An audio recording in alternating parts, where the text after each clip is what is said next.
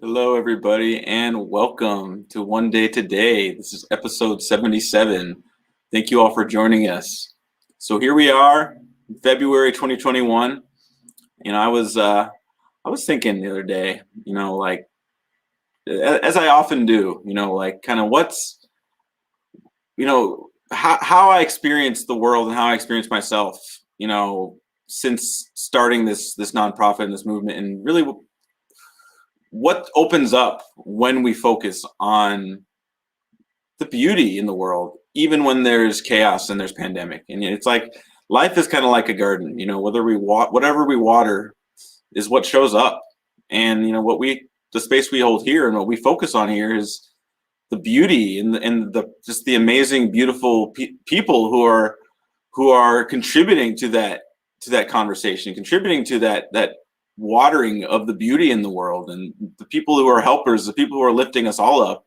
And it's really like shifted, how much amazing beauty there is in the world just by shifting my focus, and how much more aware, how many amazing, extraordinary people there are in the world who are lifting us all up, who are supporting us, who are sharing and contributing and creating beauty, and really holding a mirror up to us all. And it's really a remarkable place to experience the world. And that's why we have this stage, is really to share the gifts of you. I mean, you are a gift. You have so many unique things that none of us have, based on your circumstance, your experience. There's something in your life that it's just the unique recipe that makes you and who you are and what you have to share and what you've been through and what you've overcome is something that we all can really gain and contribute from. And this is why we're here, is to really share the gift that you are. And I'm always excited because I always learn something. I'm always humbled by just the beautiful, remarkable souls who come our way and who share their gift. And we are here to lift up you and lift up ourselves, because that's kind of what I always get inspired by. Like, maybe my authentic self is way bigger than I ever imagined. Maybe it's my thoughts about who I am are just restricting the possibility of who I really am and who I've always been. And I'm really excited about both our guests here today. But first, let me welcome our co-host, Matthew.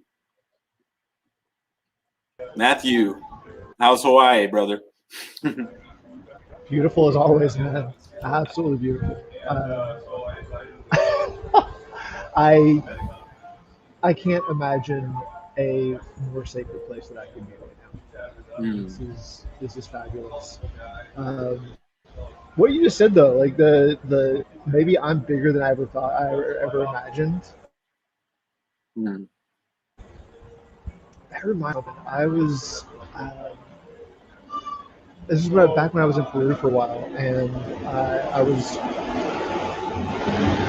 just struggling with the feeling of being overwhelmed, the Hmm. feeling of just being there's just so much, and um, I didn't feel like enough at the time.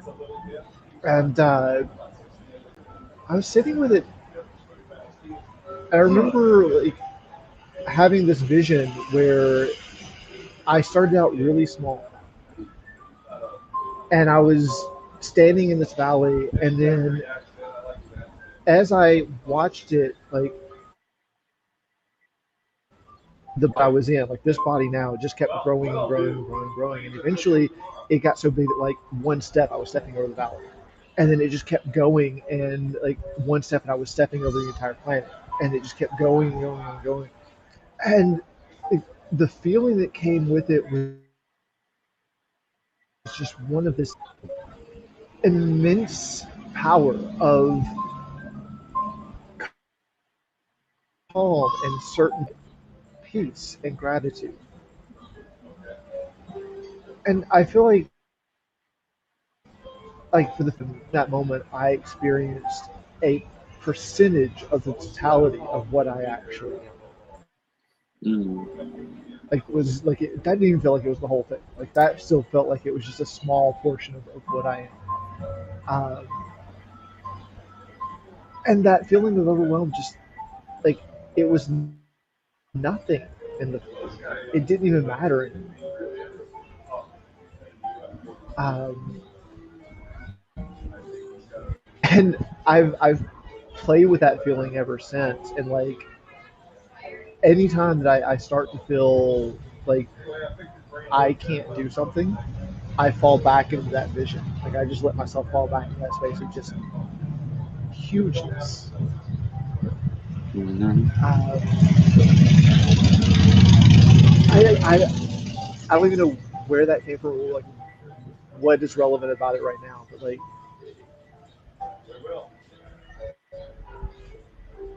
there's this quote by Marianne Williams. She says, you know, our fear is not that we are powerless. Our fear is actually that we are powerful beyond measure. Like we are Right. scared of our own power. Right. And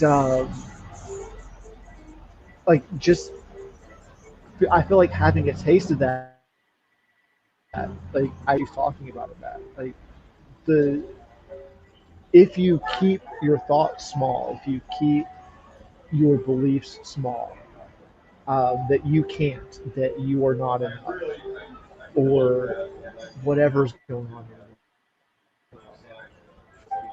The like, it feels like being what you are is a responsibility bigger than maybe you can handle. But the reality is, you're limitless. You can handle Right. anything.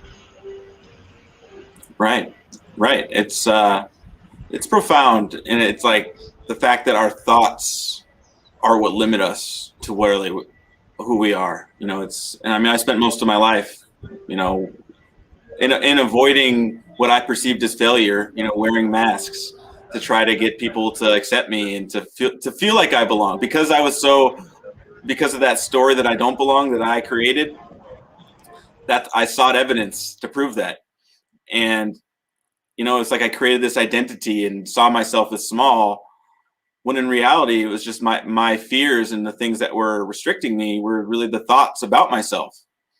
And as I zoom out and, you know, peel away the onion, so to speak, of, you know, okay, I'm not my thoughts, I'm not my emotions, I'm not the things that have happened to me, I'm not my memories, I'm not my bodily sensations, I'm not my bodily function. It's like, then who am I? And it's like profound when I actually like saw that, as I kept peeling away my thoughts about myself, I just saw the illusion of how most of my life, those masks that I wore to try to protect myself, were really the one thing that was holding me back from that, you know, that piece that you're describing. You know, like it's like the one thing that's held me back is my restrictive thoughts and conversations with myself.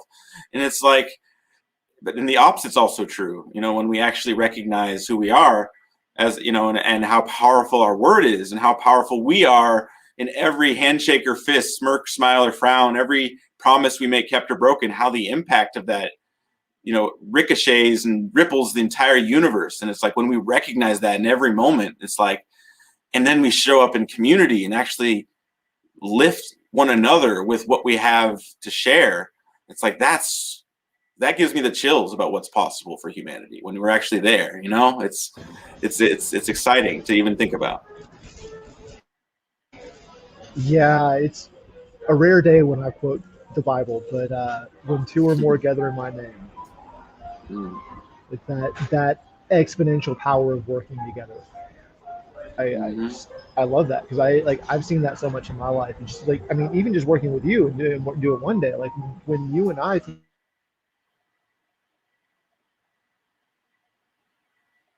It's like we got Matthew cut out, but I think this is a good a time as any to welcome our first guest. I'm really excited. She's joining us all the way. Well, she's in Portugal now, but please welcome to the stage, Sue Holmes.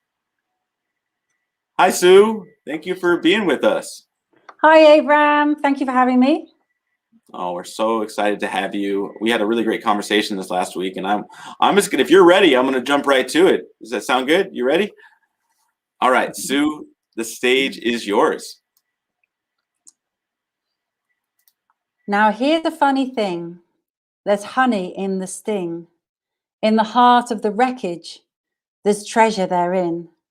Spin gold from darkness, buds shoot from the carnage, as you are reborn like a rose amongst the thorns. How do we feel compassion without knowing pain? How do we learn forgiveness without being betrayed? With the opportunity for the biggest shift, our deepest wound becomes the greatest gift. When our tide has gone out, our bare beach is revealed, stripped back to the debris that needs to be healed. Breathe deep into your heart, transform all in the fire. Refocus your intent upon your innermost desires. Sure, without the pain, life would have been easier, but I know I would have turned out shallower. This journey has made me who I am today. Get bitter or get better is what we say. As you purge your bitterness and drop the victim lens, transmuting poisons in a coverall cleanse, join your wound and desire in a symbiotic union, conceive a juice within, fuel your dreams to begin. Reclaim your essence, it's time to emerge and shine. Birth your healing art and song and find your tribe. Let your flowers blossom and your fruits become ripe. Let's all share the harvest and celebrate life.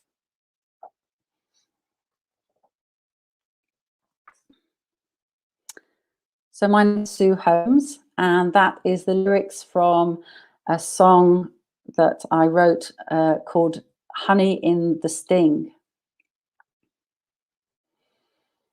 And what that's, obviously about is finding the gifts within the wounds, and that, strange and annoying as it might be, that through our greatest difficulties, we can actually alchemize that, and from that find great compassion and wisdom, and actually find our whole purpose in life. And, for me personally, I found that it really unlocked a whole load of creativity that had been previously blocked. And really a lot of passion and a devotion to service.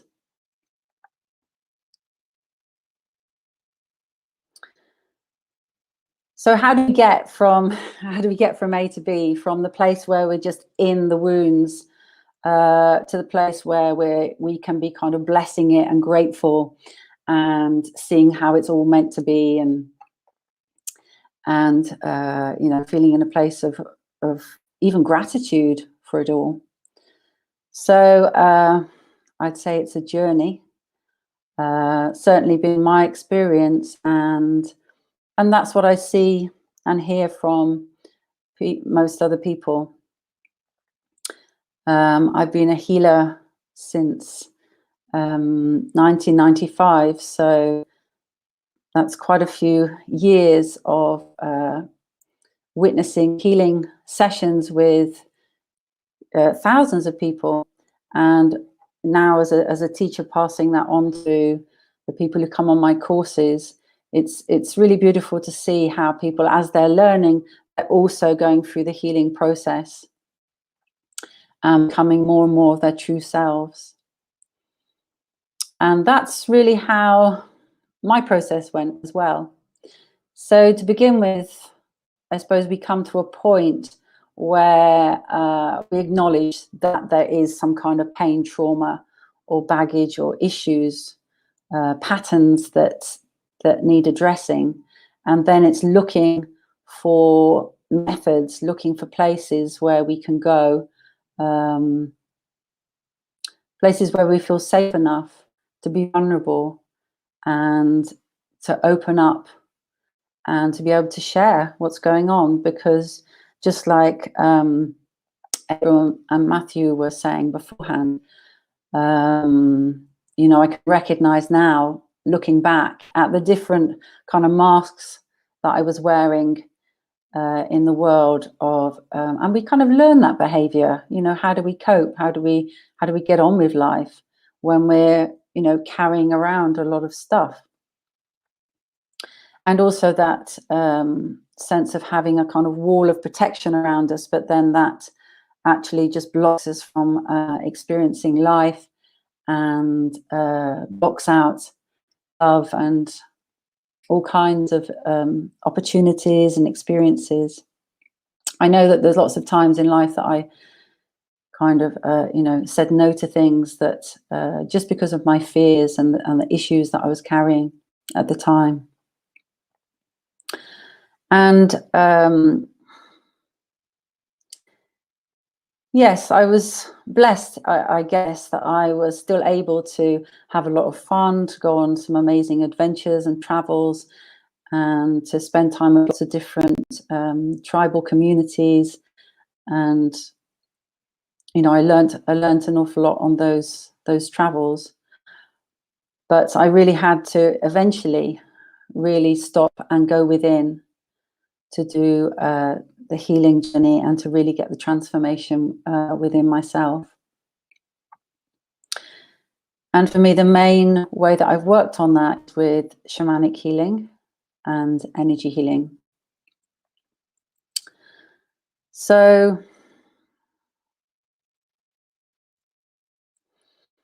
yeah, the most obvious kind of pain that I went through early on in my life was from the loss of my father. There was a great tragedy when I was 20. And then realizing that I was carrying all kinds of issues which didn't seem to come from that. So there's like PTSD and a lot of kind of worthlessness, and all kinds of like really serious panic attacks, and you know, issues and difficult patterns that were really affecting relationships, and none of it really seemed to make sense very much. And then it wasn't until I'd done really many years of healing before I actually uncovered what I call my kind of core wound. And then, you know, being able to kind of really unpack all of the, you know, the layers of kind of anger and grief and fear and shame and anxiety and despair and like so much heavy stuff. As you know, anybody who's experienced you know, deep trauma and like sexual abuse as a child will have experienced that kind of those kinds of things. So it's like a huge amount to unpack, but you know, the amazing thing about it is that in the unpacking of it, then we're able to become the person that we were meant to be in the first place. That's how it's felt for me. I really felt like my life didn't kind of really start until I was about 49. You know, people say life begins at 40, and I suppose everybody has their point when they really have a strong sense of, you know, awakening or a big wake-up call. And you know, there were various ones through my life, but I think kind of discovering my core wound at the age of 49 was this like Chiron's return, the time of the wounded healer. And it's been a real fast process since then. And I think that just reflects that it took that long for me to really feel safe enough to actually go there and to uncover a place that had been so protected for many years. And of course, when we have trauma and pain from when we're very young, it can, you know, set up all kinds of beliefs about ourselves and about the world. And you know, I've also experienced miscarriage and you know, all kinds of stuff. So that actually becomes, in the end, my training as a healer. Because even though I, you know, thank you, I don't need any more. I've had quite enough training. in the art of working through sufferings and challenges. But yeah, that really was the training. And now, of course, when people come to me as a healer or as somebody as a participant on a training, it's so valuable to be able to know how it feels to have gone through the kind of things that people go through. And the other good thing about doing this work is it doesn't all have to be kind of heavy and depressing, because it's possible for each layer of kind of pain that is released allows more joy to come in, allows more light to come in, allows more creativity to be produced. So really there's a lot of love, a lot of lightness, a lot of play and creativity and dance and music and singing that can happen along the way. And that's what I also experience in my own life, as well as in the healing sessions that I share, in the courses that I share, and in the book that I'm writing, and in the songs that I sing. So yeah, my album's Heaven on Earth, and my book is shortly coming out. And you can find out about my courses if you'd like to train with me. I do, there's two main courses. One is in healing for people, and that's shamanic practitioner and energy healer. So working with how to clear away the energies that we want to let go of, and how to bring back the power and the parts of our true self that we've lost along the way. And that's the, for me, that's one of the most beautiful and fulfilling times, is seeing, people's eyes just shining as their gifts come back to them, that left at a time when they were going through some kind of trauma or, a difficult experience in life.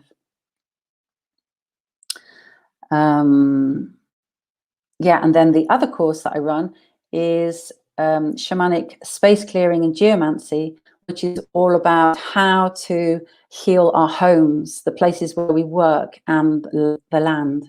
So just as there can be trauma held in the body, so it can be imprinted into buildings and into the land. So if either of those interests you, and you'd like to train with me, do get in touch. So if you're going through a difficult time, if you feel like you're really in a dark night of the soul, perhaps it can give you hope to know that there is light at the end of the tunnel, and there are so many other people who've been through it, who are out the other side, that can sort of give a hand and help you to come, to find your way, your authentic, true way to come through that process, and hold a safe space for you to come as you are, to be real, and to share, and to let go, and to be, held in whichever way is most appropriate for you to help you, so that you too can, discover the honey, the gold, the treasure that may be within the wounds that you carry. I've also got a hub on Facebook called the Total Transformation Hub, and that's a group, a community, if you'd like to come and join that. So that's also been a really strong part of my healing journey, is the strength of trust within friendships and within community.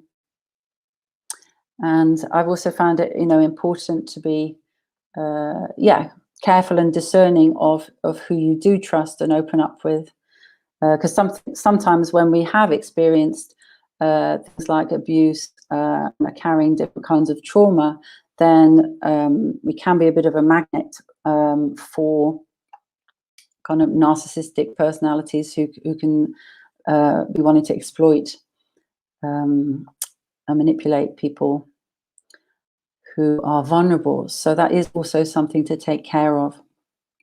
And that's something I've also experienced, narcissistic abuse. So with all of this wealth of experience, yeah, I would be delighted and honoured to support you in any way that I can. And and ultimately also it helps us, I've noticed how more successful and fulfilled I can be in all areas of my life, in relationships, in work, in my contribution, from having done all this healing work. It's a great relief, and it just means it has a knock-on effect in all areas of life. And if you stay in touch, then you'll get to hear when my book comes out. We hope that you'll enjoy. It's an adventure. It's a magical story, and I hope perhaps that it may be touching and resonate with you too. So thank you so much for listening. My name's Sue Holmes, and thank you. Thank you, Sue. Thank you so much for sharing. I love I love how you recognize the power of how each trial, everything in your way was an opportunity to heal. Everything that and that's what I really see this common theme across. I mean, honestly, everybody who's been on this stage, but I want to hear more about your experience with that process of how. Was there a certain point where you discovered for yourself that you could turn your traumas, where you turn what you were healing, that you could actually turn it into heal and help others do the same? Like when did you discover that for yourself, and when did you discover how you could help other people do that? Yeah, I think that was when I began training to be a healer, because the great thing is when you're training to be a healer, you get to receive lots of healing as well. And so it seemed like a good idea at the time. I'd already started out, beginning with Reiki, and then by learning these different modalities, I knew that it was going to it was only going to help my ability to people. And at each stage and after each course that I took, I've done a lot of different trainings and courses, and within each one, it was, as it was helping me to peel off a layer, it was helping me to serve others. And but I do remember getting to a point where I had a kind of a thought where I was like, well, hang on a minute, I know I got to the point where people are giving me great feedback. I know I can facilitate a really good healing session for others, but something's a bit wrong here because I haven't healed myself yet, And that was another point I got to, with realizing, and then I kind of actually at that point I was really calling that in. So and that's what also started to lead me into a deeper and yet another. I kind of thought I'd really been through it, and then I got yet another level and another level and another layer of going through my own healing process, which in turn, in every step of the way, really became another tool and another way that I could help others as I was going through this many kind of different paths of going through all the kind of agonizing experiences of what it is to be human, But then, as we were saying, that the beauty of that is that it then turns into our capacity for joy and service and creativity. Yeah. That's beautiful. The honey and the sting, as you so beautifully put it. I love that phrase. I really do. And it's like, it's something that has come up on the show quite a bit. Like, we talk about it as on the other side of trauma lies wisdom, and it's that same concept that it's our experiences, and it's almost like it's pointing to the idea that pain can be a teacher. Pain is a teacher. But there was something else you brought up, which was the space to be vulnerable and the power that has. Like, you mentioned looking for that space.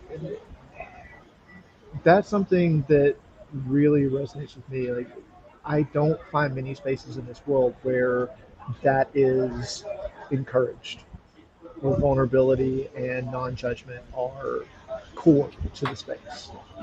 Mm.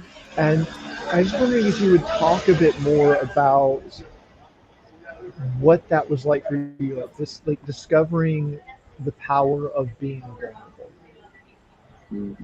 Mm.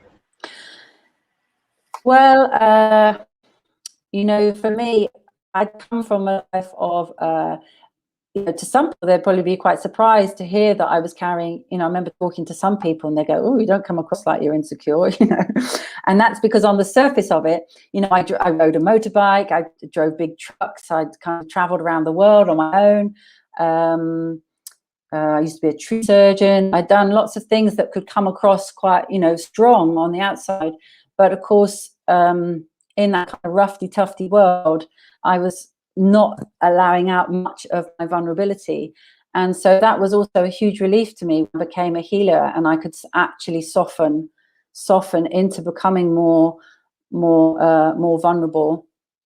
And then to find my way into healing circles where people were sharing. And then what was so beautiful is to be in a circle of people who were completely different from all different walks of life and have gone through all different kinds of journeys, and people, the intimacy of people. There is no small talk, there is no trying to sort of, you know, impress people or any of that. It's just literally being authentic and sharing from your heart about what's been going on for you, and then seeing how people could be after their healing and how they share. And that also happens in the groups. And what's, you know, it can be so touching when somebody perhaps you know, they get to a moment when they suddenly feel safe enough to really, really open up.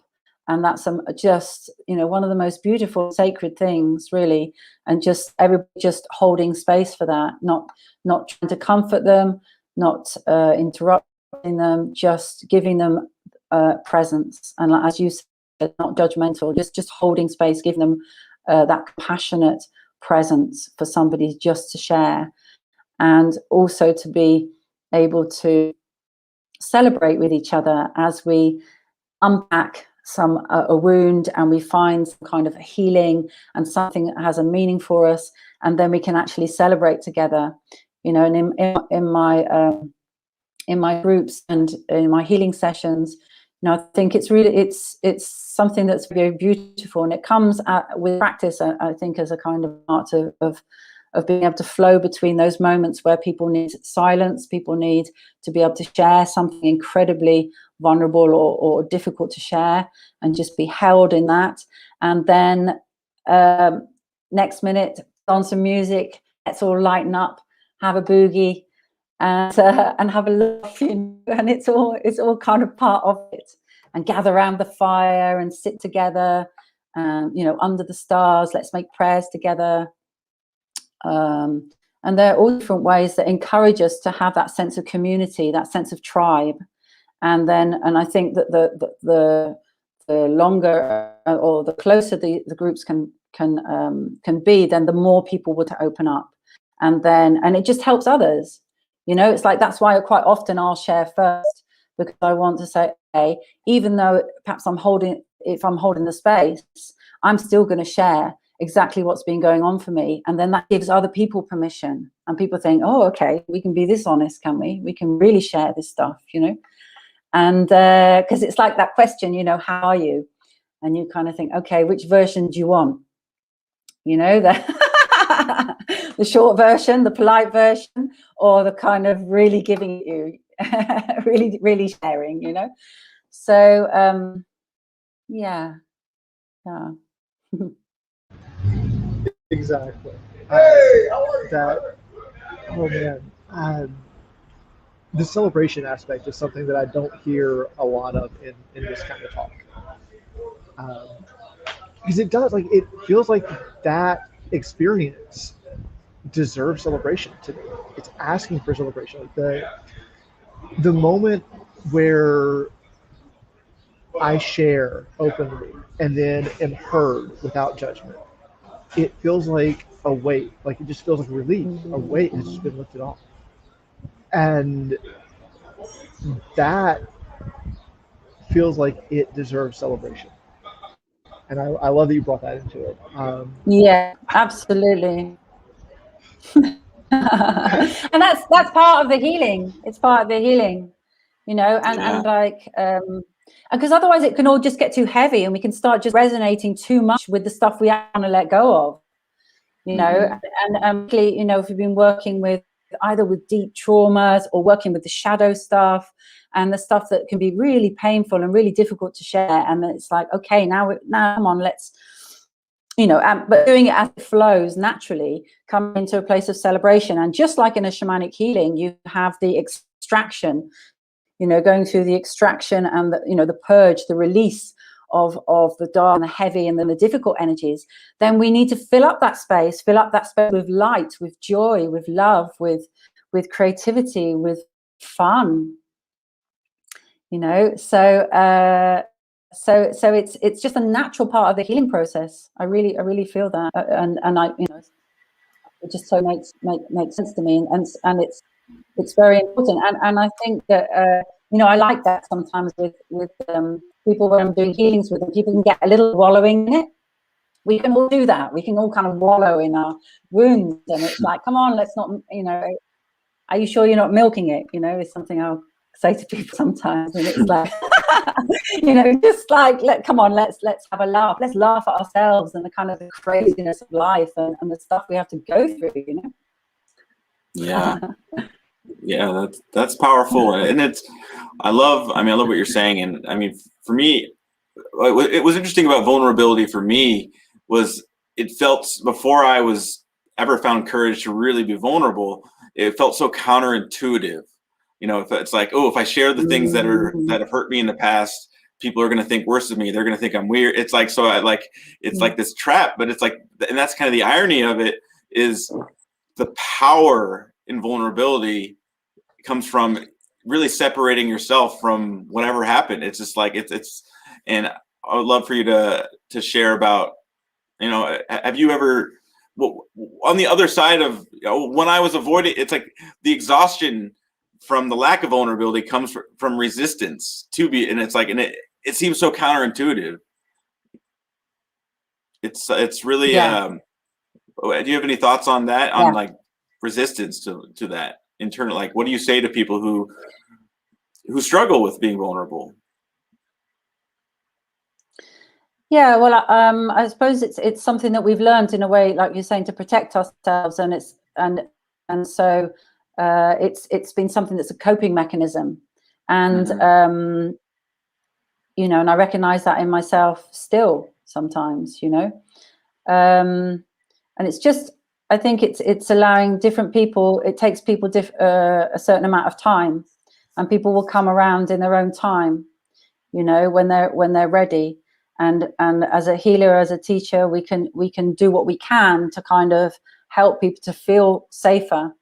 And then, but it's like we create that space and then can make suggestions. But it's like, you know, you can never kind of, you know, you can't, it's not something you can push, you just allow. You know, we don't push or pull the energy. We allow it to come when that person is ready and when it feels right. You know, it's like uncovering the core wound that I was carrying.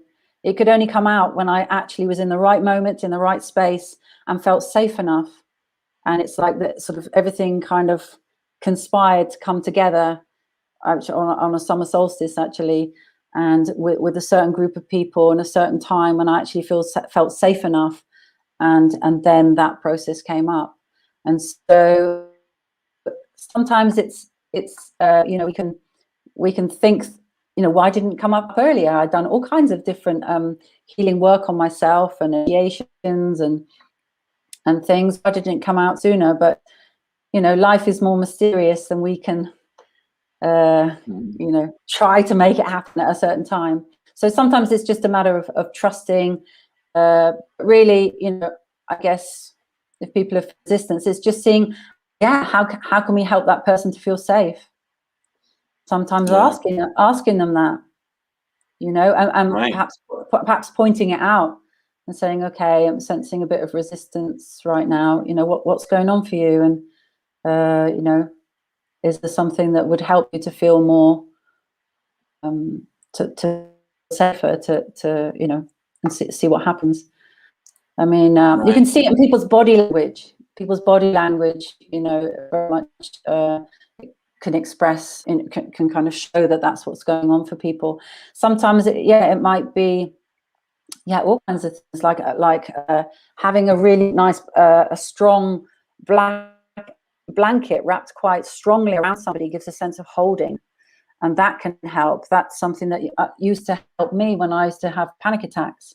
I didn't really know what on earth was going on, but I knew I needed a blanket around me, and how that helped me to feel safe and to feel loved, actually, with that sense of holding. So, but it's different for different people. For somebody, you know, holding hand would really help.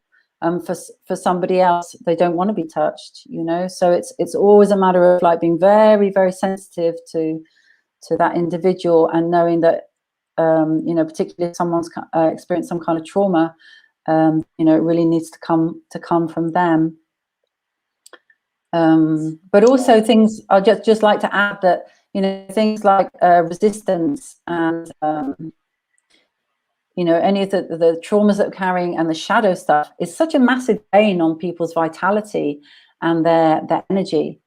And so, you know, that's also sometimes people just need a bit of encouragement. It's like, okay, you know, I get that you're feeling resistant, but like, how long have you been experiencing this pattern?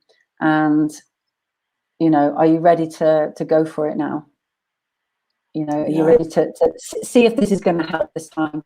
You know, I need you to work with me, because it's like, you know, the person's got to be willing to go there. And you know, but what can help so much sometimes is just simply breath.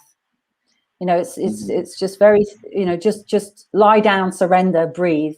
You know, and then it's going to happen. You know, so really, there's so much power in the breath, and just by getting somebody to be on board with that. And one of the techniques that I really like to work with is a regression technique, where instead of you know, as the shamanic practitioner doing the soul retrieval and going off and finding the soul part and bringing it back for them, is actually taking people on a journey where they go back to the roots of that particular issue, or that particular pattern, or that, you know, whatever it might be, feeling not good enough, or their terror whenever they're around, you know, men, or whatever it might be, and going back to the very root of that.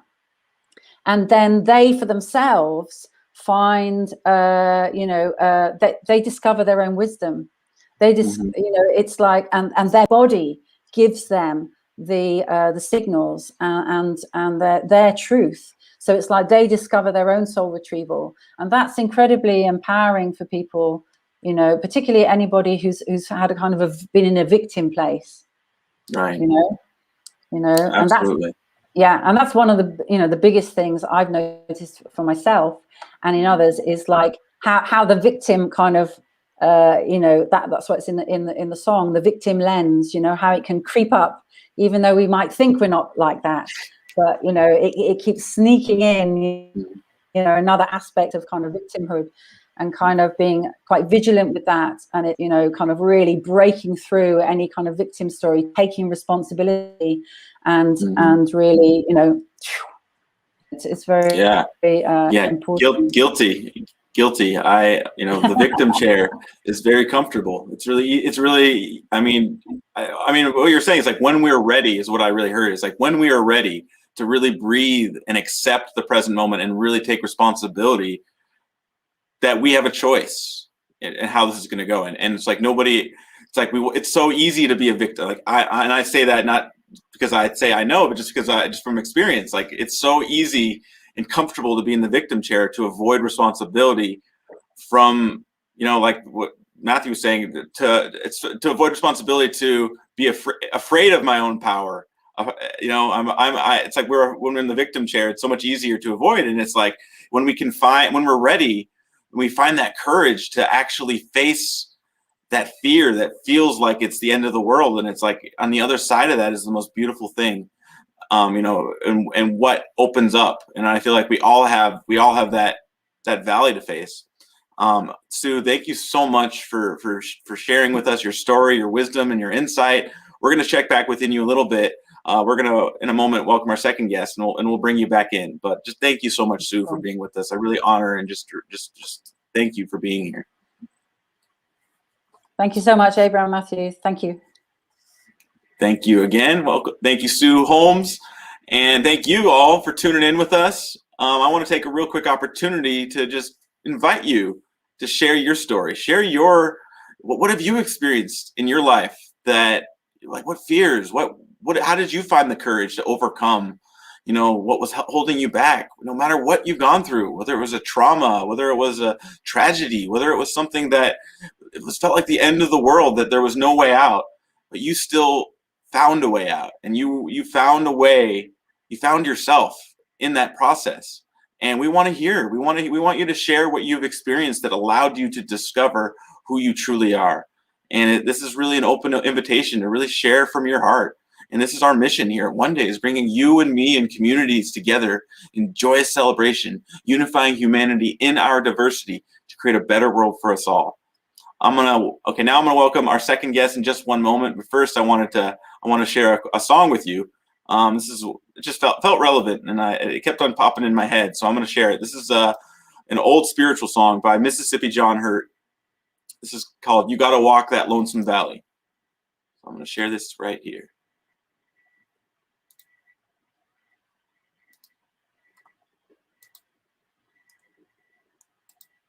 Well,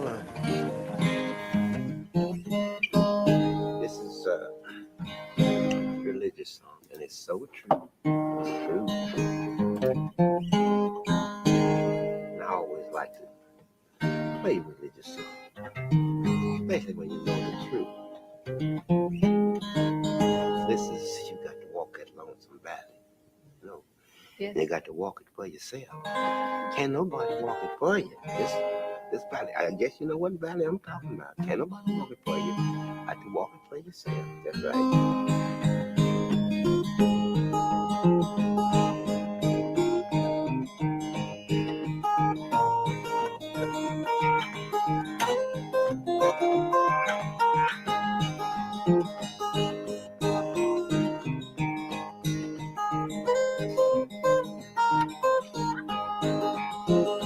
You got to walk that lonesome valley.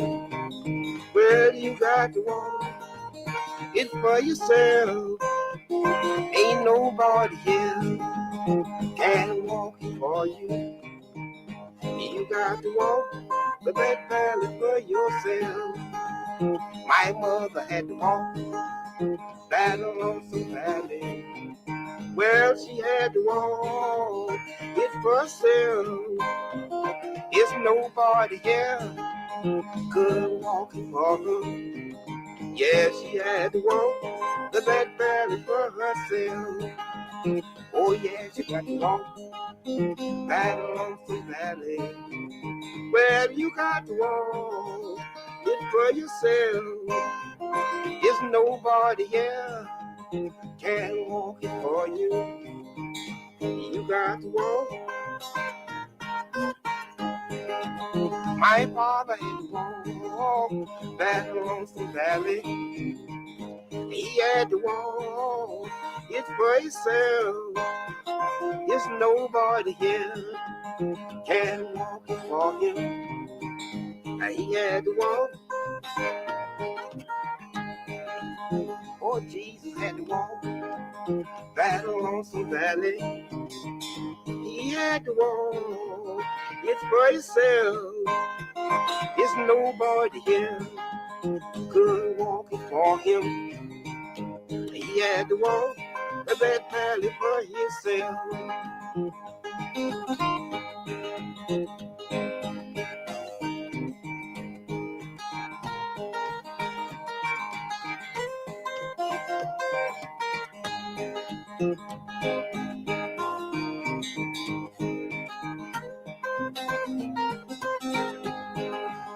Oh yes, you got to walk that lonesome valley. Well, you got to walk It's for yourself.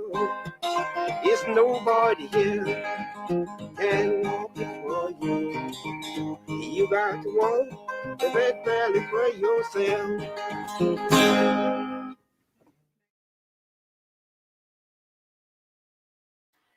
I just had to share that song. Now I'd like to welcome to the stage our next guest. We have with us Wil Wynne. How's it going, Wil? Thank you for joining us. So glad to have you here with us. It's going well, and thank you for giving me this space, for creating this space. Thank you, Sue, for having the courage to share vulnerably and authentically your story and the journey you've been through on your through your Lonesome Valley. And thank you for having the courage to take that lonesome walk through the valley.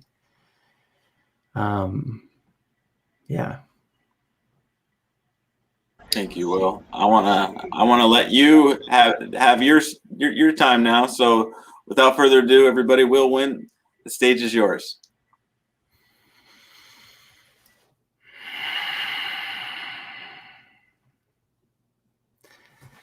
Hello, everyone, and thank you, Abram. And just thank you for the courage of creating this space and continually showing up and doing the work and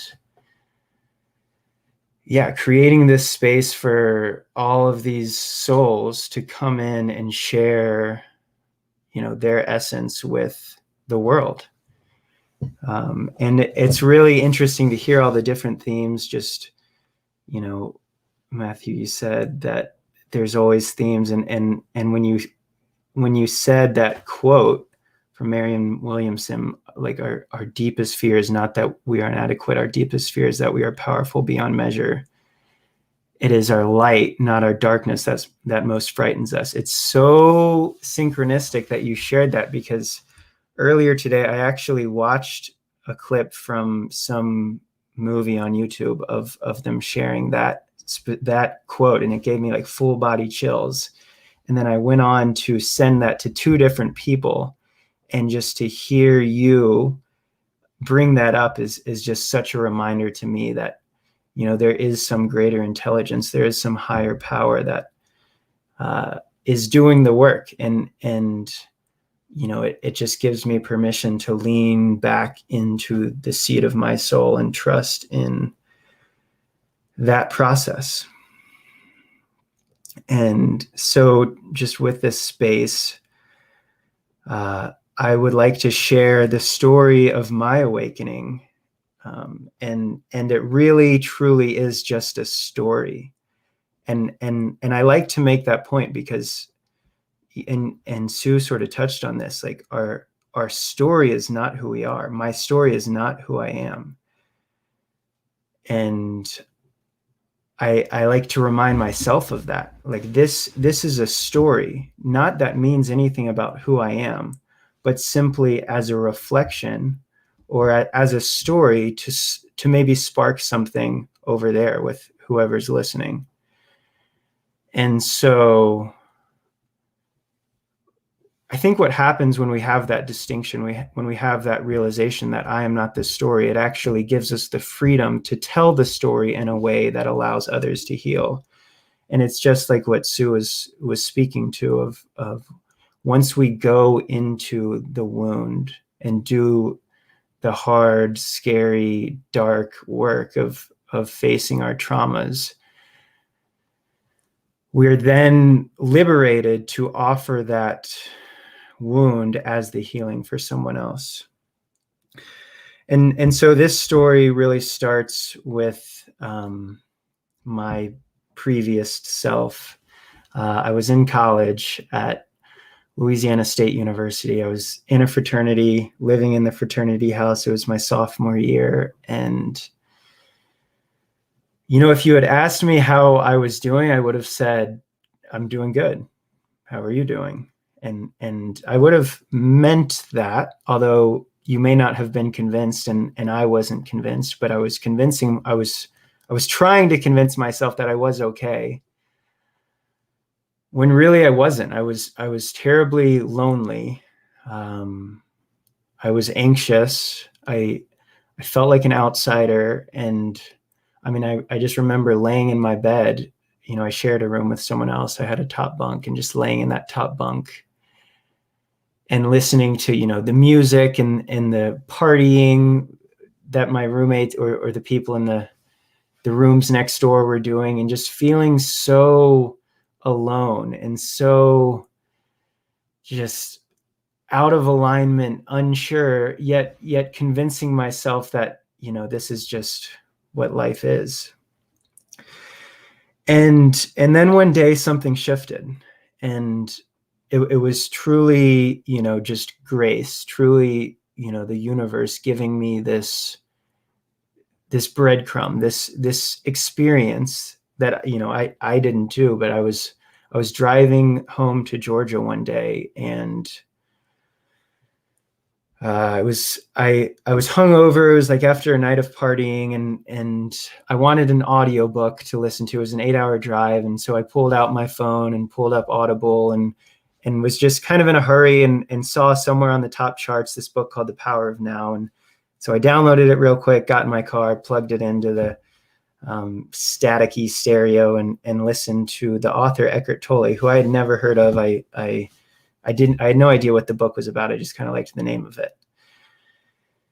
And so Eckhart Tolle was speaking about, well, first he shared about his experience, you know, with depression, and then having what he called an awakening. And I was sort of interested to hear about that, but he was really harping on this idea that now is really all we ever have. And this moment is really all there ever is. You know, the future is not real. The past is not real. It only exists in our mind, or our ego, as he would say. And really, this is all we ever have, is this moment. And, you know, a quote he said was, you know, realize deeply the present moment is all you have. Make now the primary focus of your life. And as I was driving alone, it was on the Alabama highway, you know, it was kind of a gray, cold winter day. Something clicked, something in that moment when he said that just opened up. And it was like these thoughts just paused for a moment. And something came out of me, like just a new energy. And I smiled, and I actually started laughing. And then I was like, whoa, what's happening? And I looked in the rearview mirror, and I was like, whoa, what is this? And kind of shook it off, and was like, what's going on? Like, and I actually had to pull over and pull myself together. And I wasn't sure what to make of it, or this mind was sort of then went to work on like analyzing what had just happened. But it started me on this journey, and I sort of was like, whatever that was, I want more of that. And so first, this journey took me to a friend and I, you know, I decided I needed to go on an actual journey. So a friend and I that summer flew out to California and hiked from Mexico to Canada on the Pacific Crest Trail.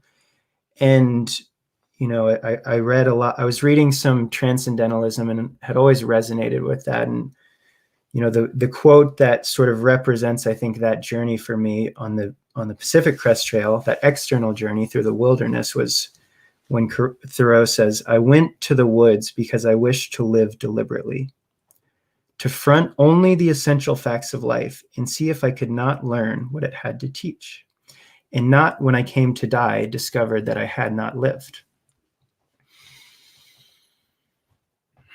And for me, there really is something in that when we can go. I mean, the wilderness, nature, is such a beautiful representation of that presence, that space, that life energy that's inside all of us. And what happened when I went on journey and spent 3 months living out of a backpack just in the wilderness is, you know, the layers started to peel back. I started to realize, you know, nature doesn't really care who my friends are. Nature doesn't really care what my major is. Nature doesn't really care what my grades are. Nature doesn't really care how much money I'm going to make. And so what is really important in all of this? Who is the essence of who I am? Like, what is the, you know, essential facts of life, as Thoreau said? And you know, it really, I didn't have answers. I didn't find answers, but it felt like I was letting go of a lot. I was peeling things back. And my friend Luke and I, you know, had lots of these heart-to-heart real conversations, and we eventually did make it to the Canadian border. And it was such a feeling of accomplishment, and yet there was still this question of, oh, that, you know, this great adventure didn't quite do it for me. You know, I think I was looking for some satisfaction, some aha, some so I was looking for something there, and it was such an incredible journey, and yet there was still something missing. There was still something more that I wanted. And going back to school, you know, going back to the fraternity and back to LSU and back to the parties was really challenging. And that I really felt like an outsider, and I had a hard time relating to my peers.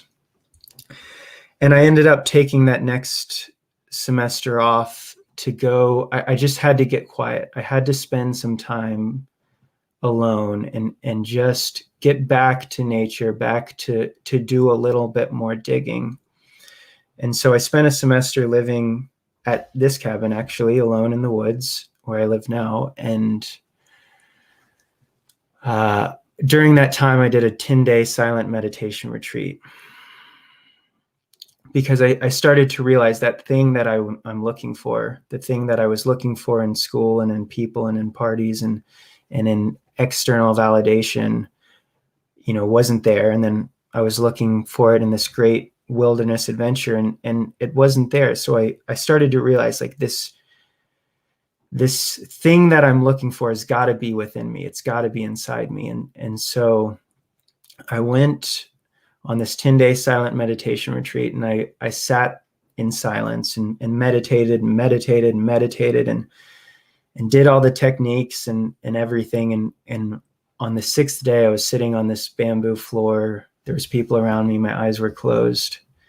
I was scanning my body with my awareness, and then, you know, I would get distracted by the thoughts. And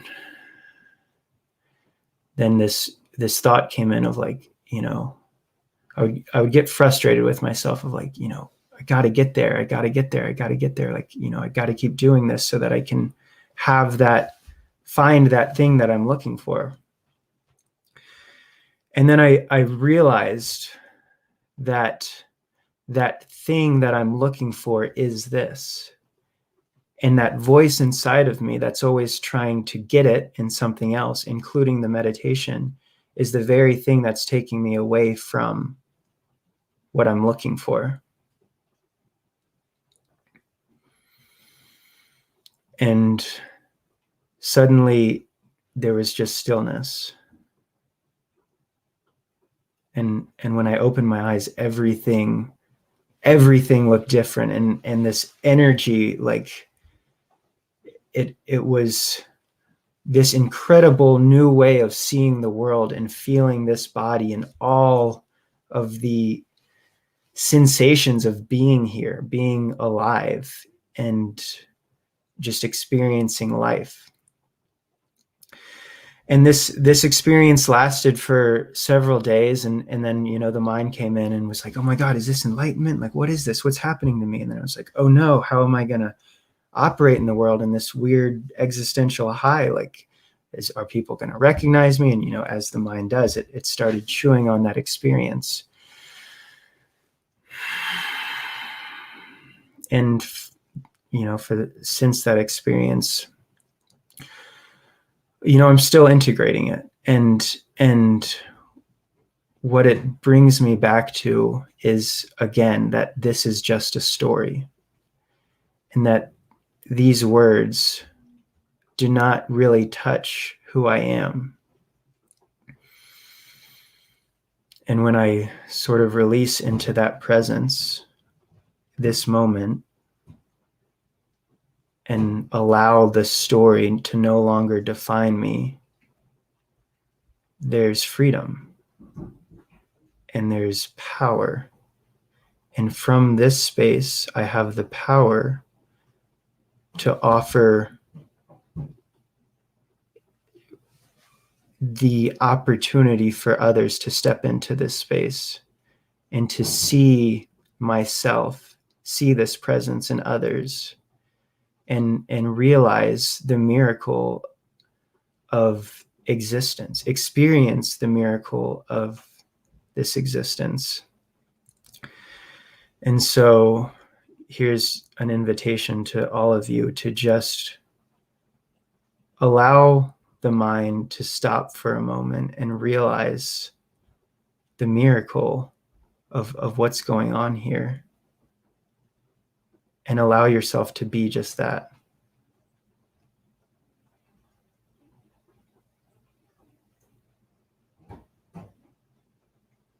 So thank you for listening to that story, and thank you for being who you are. And yeah, this is, I'm here as a mirror for you, and together we are one and the same. So namaste.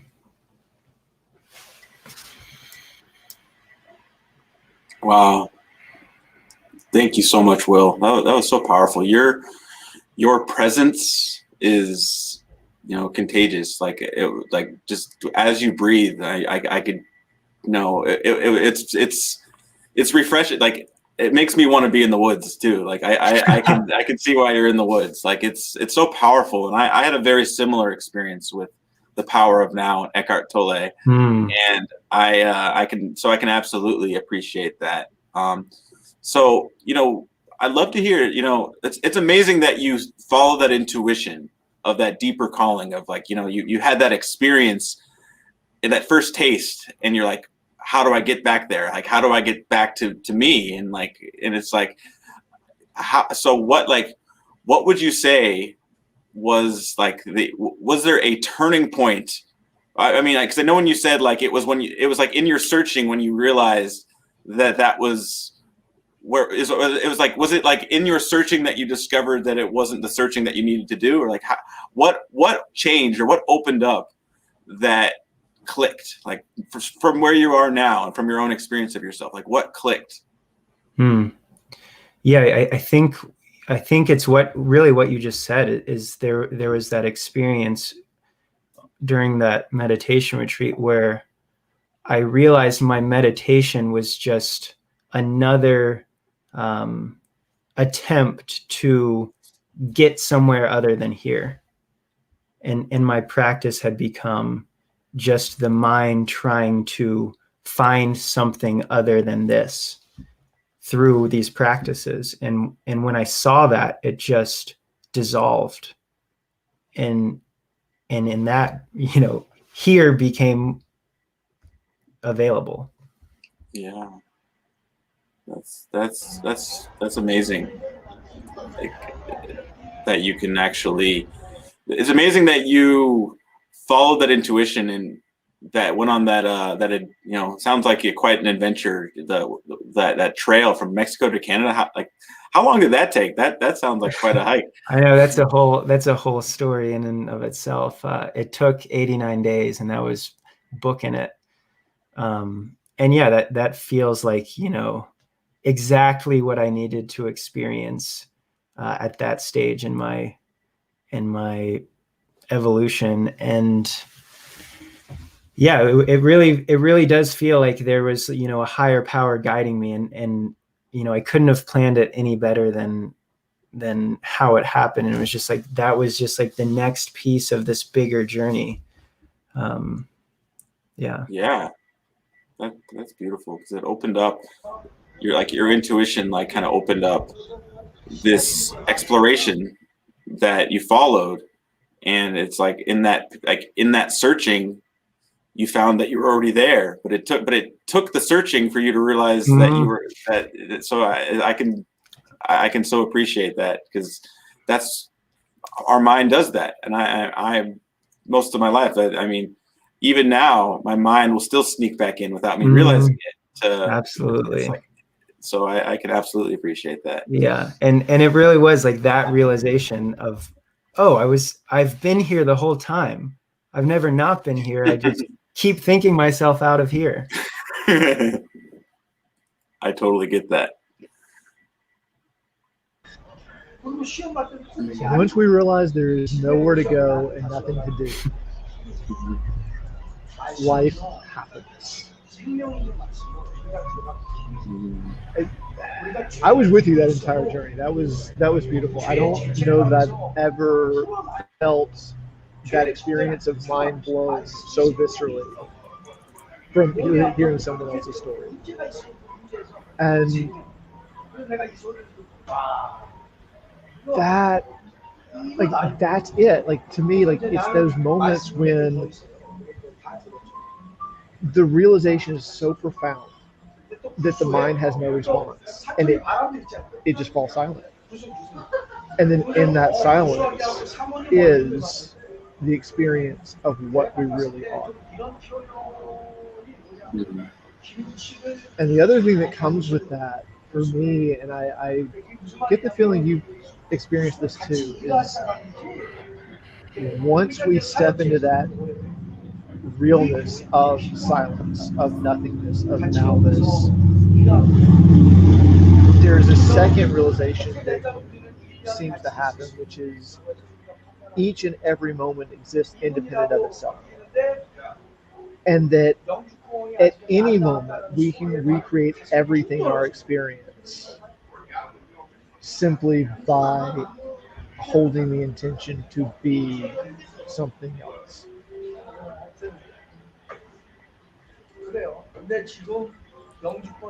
Yeah.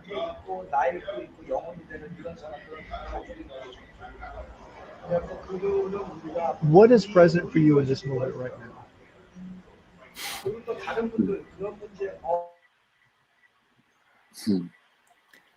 You know, you said something there that was, when that realization is so profound, it's almost like the mind has nothing left to say, and that sort of points at what's present to me right now, which is there's almost no words to say. There's almost nothing left to say other than, I mean, nothing, just it.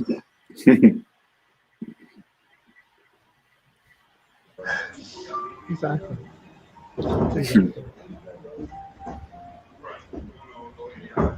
And then the mind comes back. And all the words come back. And then it all comes back in, and you're like, oh no, I got to do this, and I got dirty dishes and my laundry, and well, it's funny how, at least I'll speak of my experience, how silence is terrifying from the mind. You know, it's like, especially if you're like having an important conversation, or maybe you're on a date, or maybe you're just sharing yourself vulnerably, and there's this pause, and it's like this deep, it's like my mind will go a million places. Like, they didn't say anything. It's like, do they think I'm weird? Do they think I'm crazy? It's like, but it's like the mind, like, even in the depths of being completely present, it's like, it's the space between words. All of a sudden, that mind will sneak in and will analyze, and will throw just like a wrench in the gears, you know. And it's so fascinating how quickly my mind can take over without me realizing it. And like, do you have anything that you do, Will, when the mind does, you know, interrupt, you know, your presence? And I mean, aside from being in the woods, because I imagine that helps the process.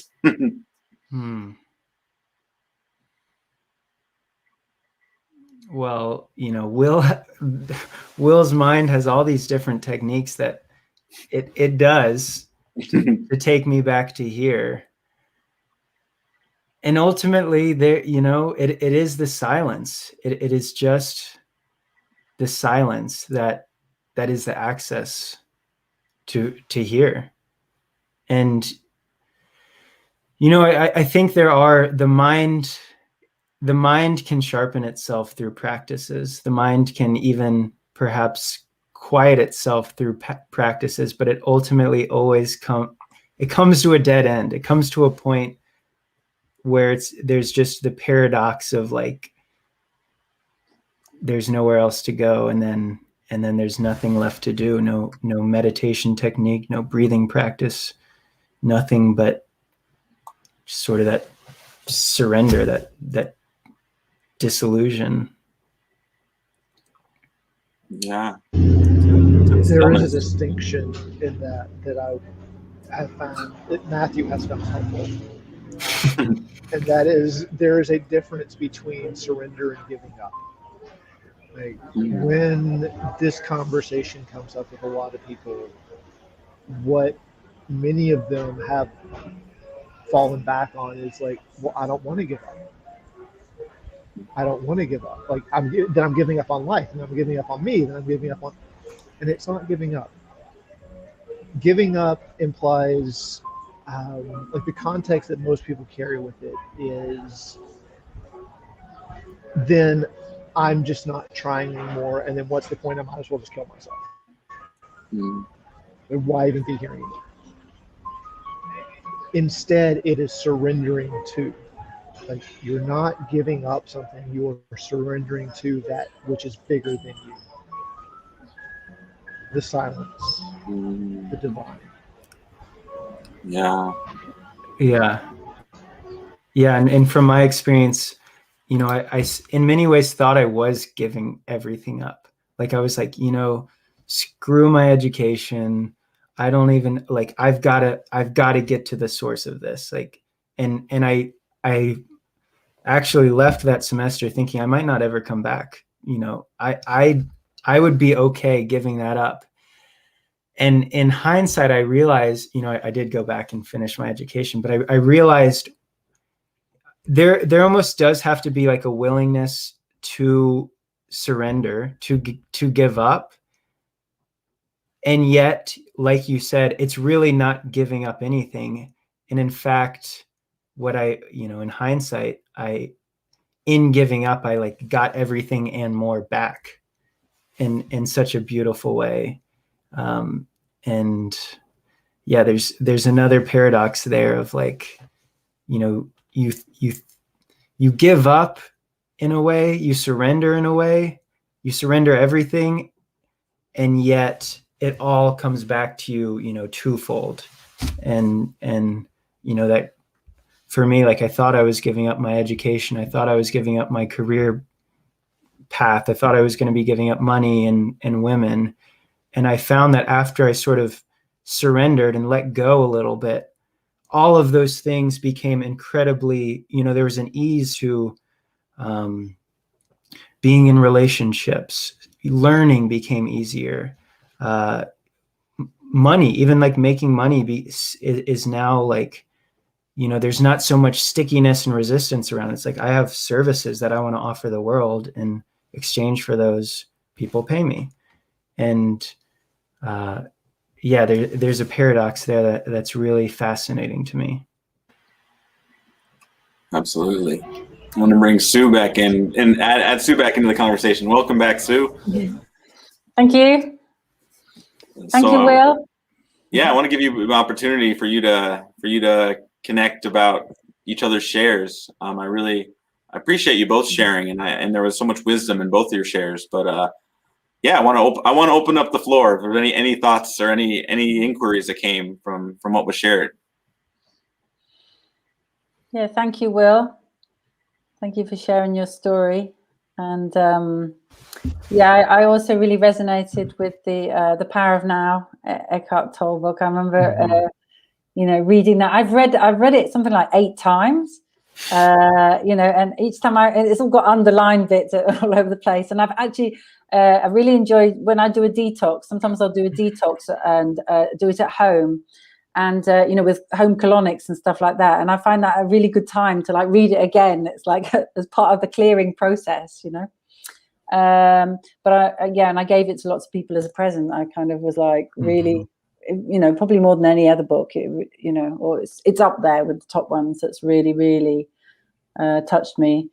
Yeah, and so it's really beautiful that you then, you know, that inspired you to have your own experience of that, of what it is to really come into the, you know, to the present moment.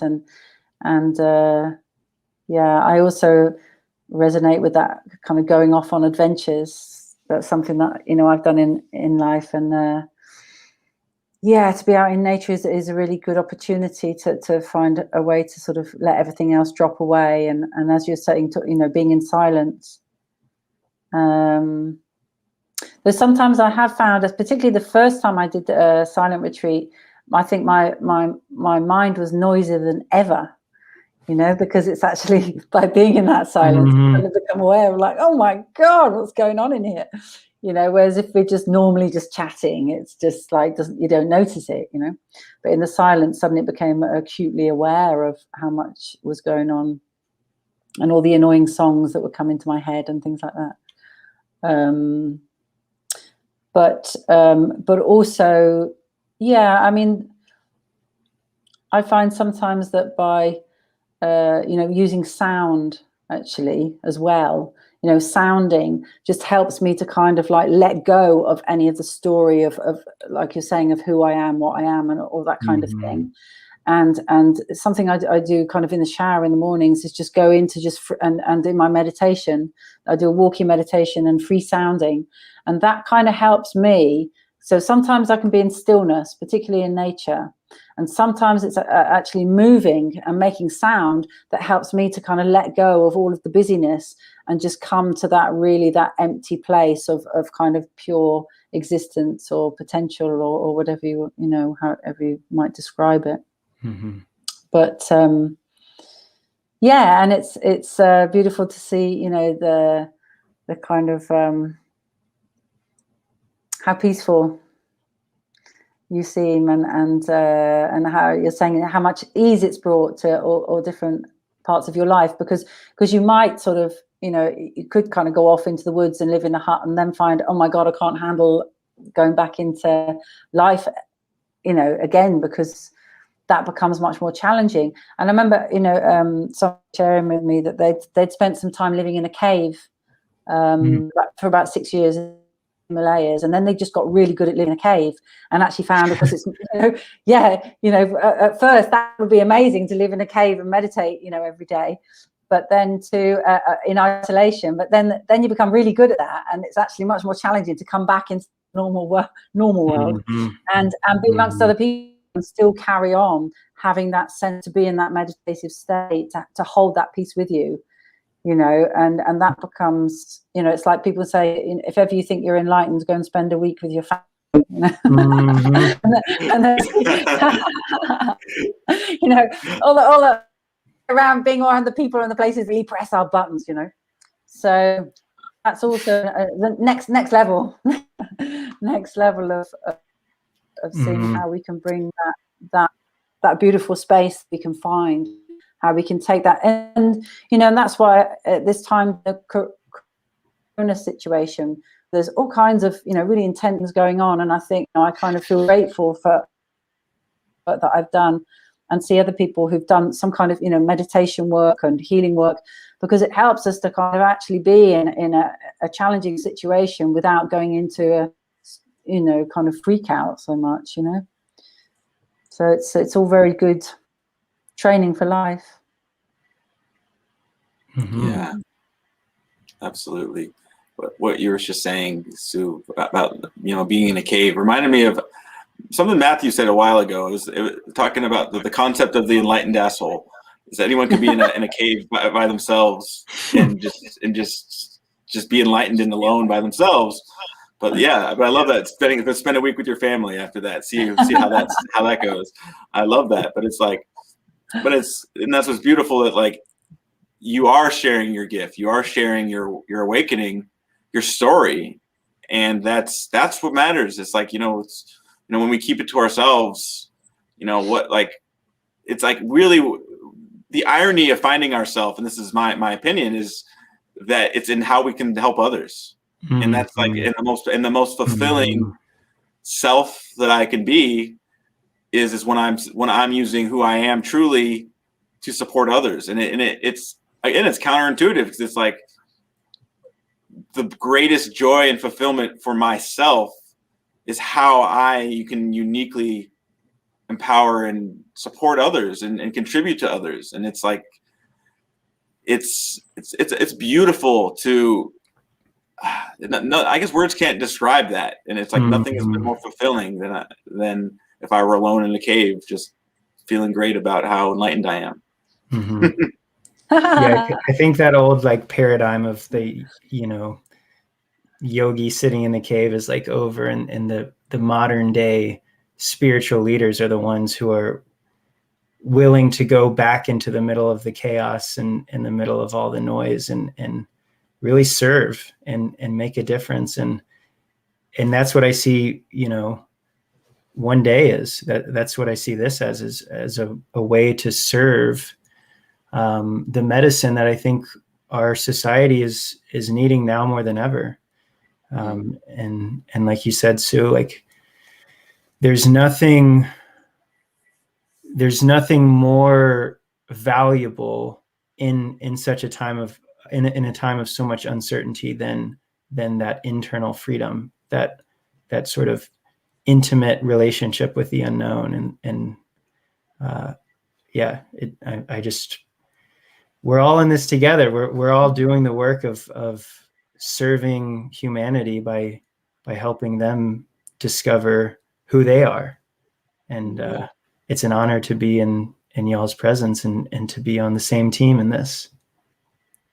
Absolutely. Yeah, the honor is ours. And I think kind of toward the point, what you're saying is something that I discovered, and not too long ago in my own journey, is that, peace is not the same thing as avoiding conflict.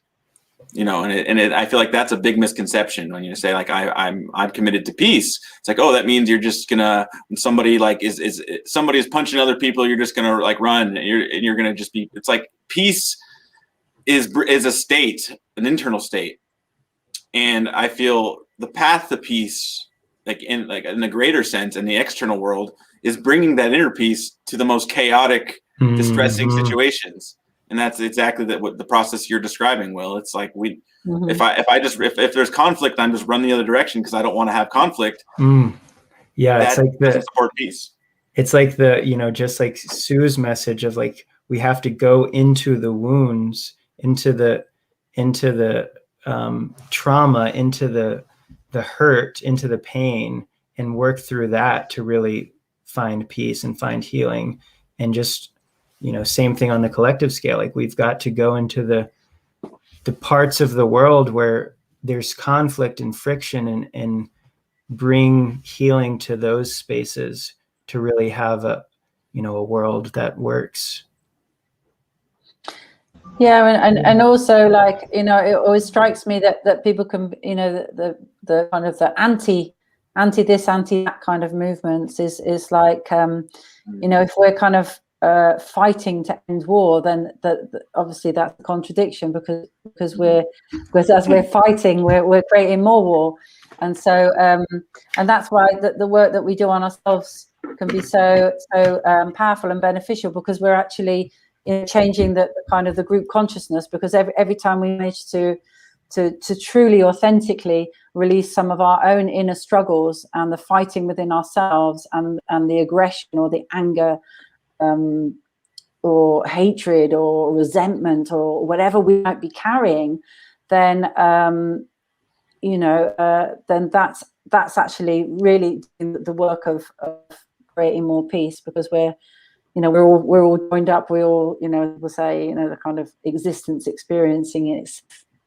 So So we're all a part of that and all part of the group consciousness. So by doing our own inner work, we're actually, also helping to contribute to, world peace. But I also there is, there is a great value in people actually going out doing stuff as well, practical things, that kind of sacred activism kind of work as well. It's very valuable. But, a mixture of both, is what's, really, really valuable. Yeah, to kind of bring all this full circle,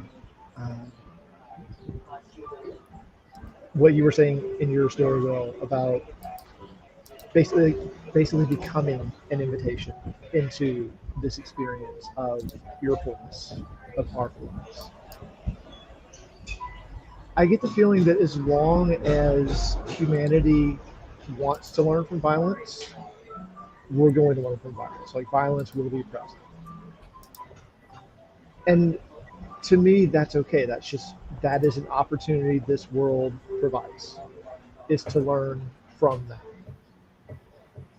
But in my own experience, my own journey, as I have experienced peace and fullness, and became that invitation and continue to put that invitation out into the world.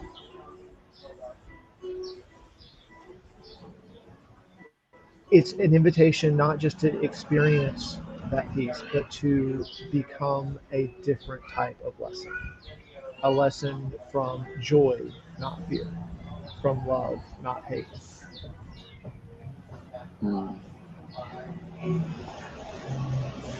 There's something about seeing that shift in others that just resonates incredibly deeply with me. And I just want to thank all of you for being who and what you are today, and for coming here, and for being an invitation to become bigger than yourself and to become a force of peace in this world. So thank you. Absolutely. Yeah, we really just so appreciative, and I really honor you both, and just it's been such a pleasure to have you and for you to share your beautiful insight and wisdom, and it's inspiring, just who you're both being it's every day it's like I'm like refreshed by the beauty of humanity, just because of you, Sue, and you, Will. It's just like it's just like the thought of this world, the seeds in just you going amongst your day, and the seeds that you're planting every day of beauty, of joy, of laughter, of love, of possibility. And it's like, that's what this world needs. And like, you are the shining light, you are the helpers that is as Matthew said, is the invitation for us to all experience ourselves fully. And it's so encouraging and refreshing, and I really just honor you both for just who you are. And it's been such a wonderful conversation, and I would love to have you both come back and share some more and hear more stories and get more insight. But just thank you so much for being with us today. Thank you so much for the work that you're doing, and it's been really beautiful to meet all of you, and thank you so much. Thank you, Sue. Yeah, thank you so much for this experience, and thank you to the universe for orchestrating it all, because it was really a funny string of events that brought us together, Abram. Mm-hmm.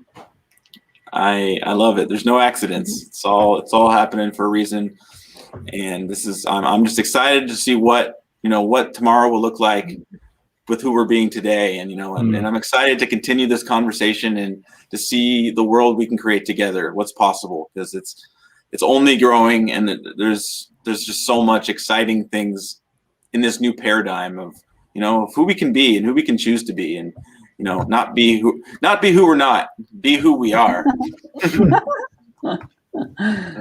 Thank you both again. Thank you so much. And thank you all at home for tuning in with us. It's been such a great conversation. I want to again really take this opportunity to invite you to share your story, share your experiences. What have you experienced in your life that allowed you to overcome your pain, your suffering, the things that were blocking you? This is that this space is for. It's for you to share the gift and the stories that and the things that you face in your life that have allowed you to be the light that you are, because you are a light. You are a beautiful soul that has so much to offer, so much to contribute that nobody else can offer. Nobody else can contribute what you have to offer. And you are such a gift, and you are here to share that gift. And I want to invite you to share that gift. And that's what our vision here is.